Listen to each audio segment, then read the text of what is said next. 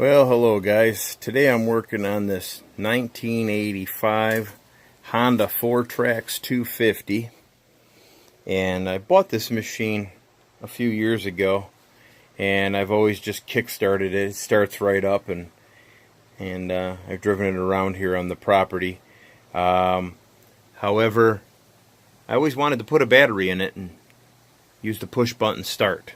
So yesterday I bought a new battery, Walmart, and I found these Walmart batteries, the EverStarts, actually are better than the Interstate.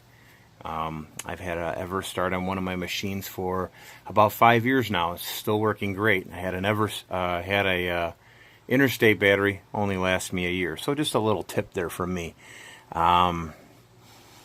Anyway, I cleaned up the terminals there, put the new battery in, turned on the key. Everything lights up like it should. Turn on the headlights worked. But when I would push the start button, right here, it's all apart right now, I got nothing. So, I did a little digging, opened this fuse here in the back, and I found this fusible link right here was broken. So I was going to jump it just temporarily to see if it would work. And then I took this cover off.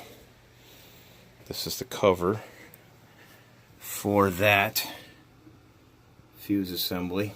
And inside this cover, see if you can see, I don't have very good lighting in here. I'm working up north at my property here. See those two tabs? There was a spare right there.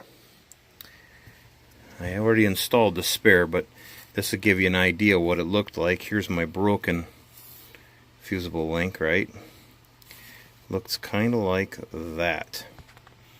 Okay, and that was right in the cover there. So I installed that. That's great, because that needed to be done. Still had nothing. So I was tracing all my wiring back up here through the handlebars, and I found going to my push button start, yellow with red stripe, black with tan stripe. I opened the back of this switch here. Look at this little bee.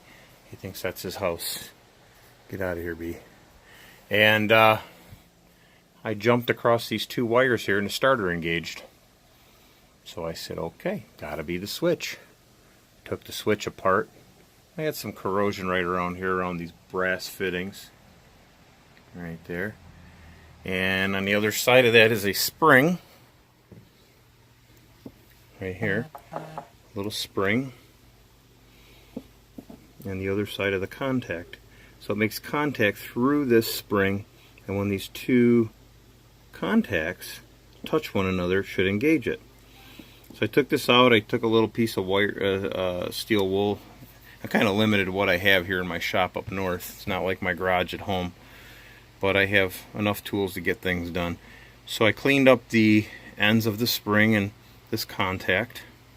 I'm going to install this back in the switch, and this bee is going to help me, and I'm sure this is going to solve my problem. So I will continue this when I get it back together.